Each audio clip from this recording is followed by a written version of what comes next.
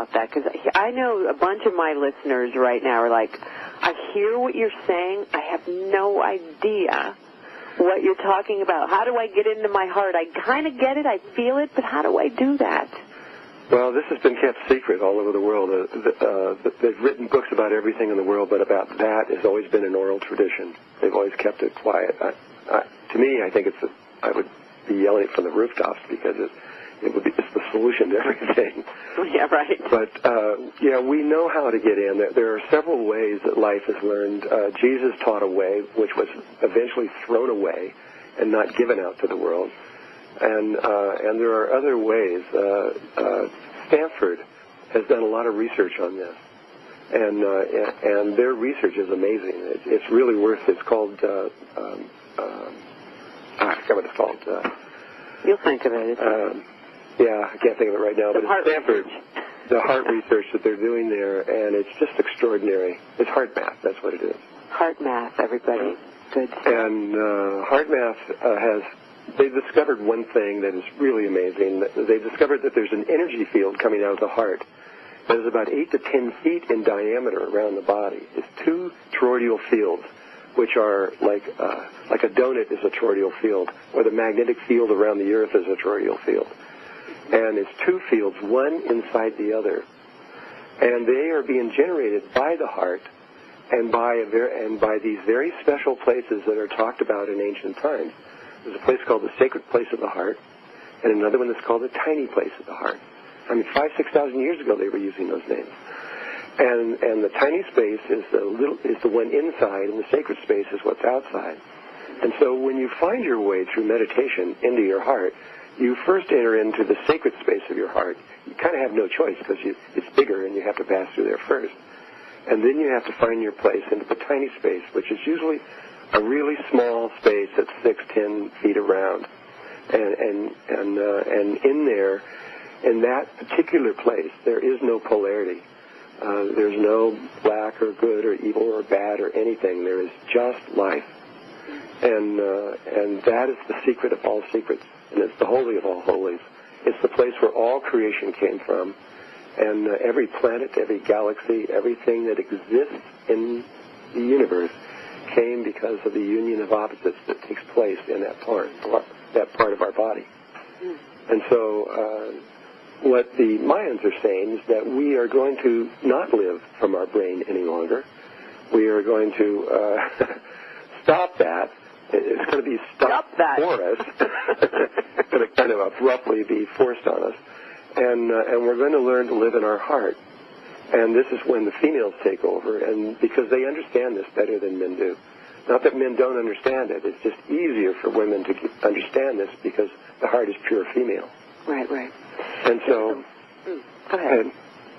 I was just going to say, let's talk about, the book really does talk about a lot of the augurs, the signals, the signs that are supporting this evolution, and so we can be aware of it, folks. One of the big concerns is that this is probably a universal truth. I say probably because, I believe it is.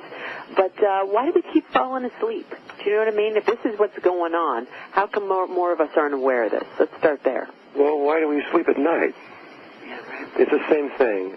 We do it on a cosmic level also. We fall asleep, we go into the darkness, and the males protect us during that time. And then we enter into the light side, and the females come out and nourish us and begin to... they're always the ones that really accelerate our spiritual growth. But they get weird. When 13,000 years from now, they get strange also, and the men come in and save us again from them, and it comes down to where we are now. But it's the same way here. Now the men are strange and are fighting with each other and killing everything and not caring about life or anyone. When you have 25,000 babies a day dying of starvation, somebody should care. But people don't. They're just too wrapped up in their lives. And that will end, and life will become more humane and more beautiful. And but if the minds are correct, we will not be here in this particular frequency of Mother Earth. We are going to move to another level of her consciousness, and things are going to appear very differently. It's a time of celebration. It's a time of just hallelujah, great, this is really going to happen. And but there is one thing I do want to say, because I don't want to get people their expectations too high, and that is that on December 21st, yes, that's the alignment. That's when the sun and the Earth, the sun, and the center of the galaxy line up in a straight line. And it only happens for a moment. It's basically just a few minutes long, and but it alters everything. But there's where was I going with that? Something you want us to know. See, somebody doesn't want us to know this. There's something important for us all to know about it in terms of our expectations. Oh, okay, I remember. Yeah, good. That day, that moment, is not when the change happens very often. In fact, it's never been seen to ever happen on that day, ever. There's a window of time, and that window, according to the Mayans, is about 7 to 8 years long. And so it started on October 24th, 2007, but we do not know, and they do not know, when it's going to end. And that time is sometime in approximately the beginning of 2016. And so every day in that window is of equal value of the time when it can happen.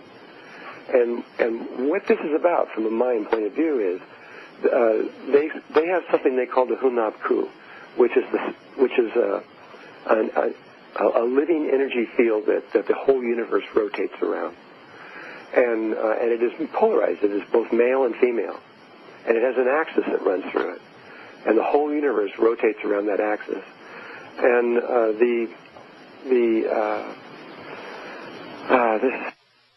this is hard to say. But, well, don't worry. You can hold that thought, because we're going to go to break. Okay. And, this is a lot of information. Everybody get a copy of the Mayan Ouroboros. Wherever fine books are sold, you can find out in detail what we're talking about. Come back and join us. Drunvalo Melchizedek is here talking about what's happening, the shift that's happening on the planet. Perceptible or not, it's happening. Can you feel it? We're going to be back in just a minute right here on Marianne Live. I'm your host, Marianne Camarada. Don't touch that dial. All right, everybody, welcome back to Marianne Live. Drunvalo Melchizedek is with us today. The Mayan Ouroboros. Yeah, we cut you off right before the break. Everybody's holding their breath. Go ahead and finish that thought, everybody. Not to worry. Here we go. Okay. Well, the Hunab Ku is both male and female. And the male part of the Hunab Ku, or the center of the universe, is exactly perfect. It's precise. It's mathematical. It's geometrical. It's like an eclipse. They know exactly when it's going to happen, and that's when it's going to happen. But the female side is not that way. She is approximate. She doesn't function from a perfect point of view. She functions from just close. And so there's this window that is formed. It's called the end of time. And it began on October 24th, 2007, and it goes into 2016.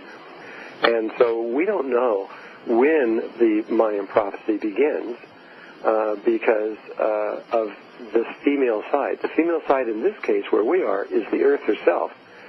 She will decide when it begins. And so nobody knows. And so one day Mother Earth wakes up and says, well, okay, this is a great day. I think today we will start the process. And that's how it'll begin. She will decide when it begins. And the male decides exactly when it is. The female decides yes now. And so that's what we're waiting for. We're waiting for her to say, okay, let's begin this. So it's sort of like a ceremonial day, declaring, this is coming, pay attention, look around. We can see all of the scientific, energetic, and human signals that something is going on. Whether you believe it or not, most of us cannot ignore the heightened fever pitch of so much of what is actually really different. It's not going to slow down. It's just going to keep going up. Yeah. And because we are about to go through a birth. Just like a physical birth when we came here, we're going to go through another one, and we're going to go to another level of existence. And birth, there's lots of things going on. It looks like a violent time in a way, but it is. And it can be painful, but still, that's how we came into the world. Birth is painful, people. And that's how we're going to go into the next one, too.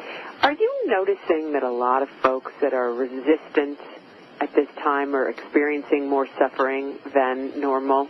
I'm putting it in a very sort of overly simplistic kind of way. What do you think about that statement? Well, really, from speaking with so many of these indigenous people, the very best thing to do at this time is kind of like being in an accident, is just relax.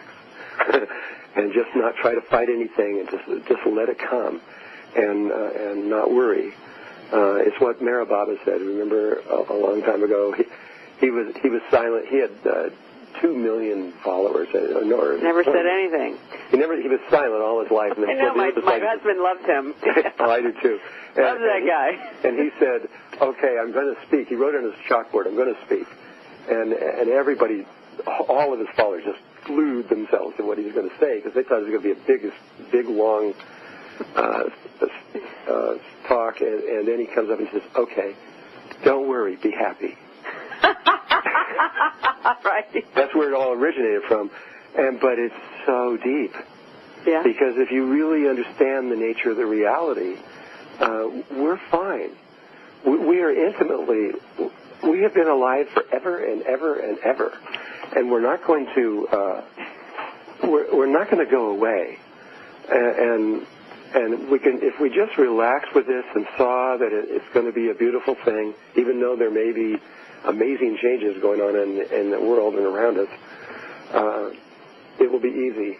If we fight it and go into fear, it will be extremely painful. Yeah. Well, let's talk about, we're going to have you back, and we're going to talk about some more specific topics here. Don't worry, everybody. We're not going to cover it all on the program if you're just joining us. The Mayan Ouroboros is a book. It is a study guide for what's going on. Part 2, as a matter of fact, Drunvalo Melchizedek is giving us his lifetime devotion to understanding the shift that for us in this little blip of an existence, right, he's been able to gather for us in a way that very few people have, a kind of map around what's happening, pulling in the ancient peoples, prophecies, a lot of the augurs and signs and symbols. They're sorted out in the book. They're explained in a way that you'll be able to understand, and it's practical enough where you won't feel like you're so tripped out. Right? What does this have to do with me paying the bills and picking up Julie at school at 5? Because look, we chop wood, carry water, no doubt. And we cannot deny that this is a time like no other on the planet, and we want to be prepared and at least educated or aware. So, Drunvalo, let's talk a little bit about some of the things on a practical level as we come up towards the top of the hour